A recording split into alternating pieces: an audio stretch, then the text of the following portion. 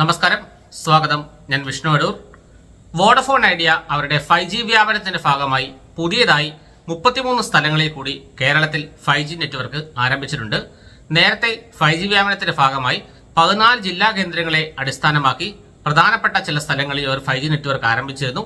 ഇപ്പോഴും നിലവിൽ, അതായത് ഈ വീഡിയോ ചെയ്യുന്ന സമയത്ത്, എവിടെയൊക്കെയാണ് വോഡഫോൺ ഐഡിയയുടെ 5G നെറ്റ്വർക്ക് ലഭ്യമാകുന്നതെന്നാണ് നമ്മൾ ഈ വീഡിയോയിലൂടെ നോക്കുന്നത്.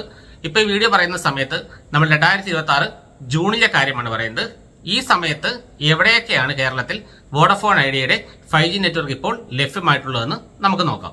ജില്ലാ അടിസ്ഥാനത്തിലുള്ള 5G വ്യാപനത്തിന്റെ ഭാഗമായി കൊച്ചി, തിരുവനന്തപുരം, കോഴിക്കോട്, തൃശൂർ, കൊല്ലം, ആലപ്പുഴ, കണ്ണൂർ, കാസർഗോഡ്, കോട്ടയം, പാലക്കാട്, പത്തനംതിട്ട, വയനാട്, കളമശ്ശേരി, കൽപ്പറ്റ, മഞ്ചേരി, തിരൂർ, തൊടുപുഴ തുടങ്ങിയ സ്ഥലങ്ങളിൽ 5G സേവനം നേരത്തെ തന്നെ ആരംഭിച്ചിരുന്നു.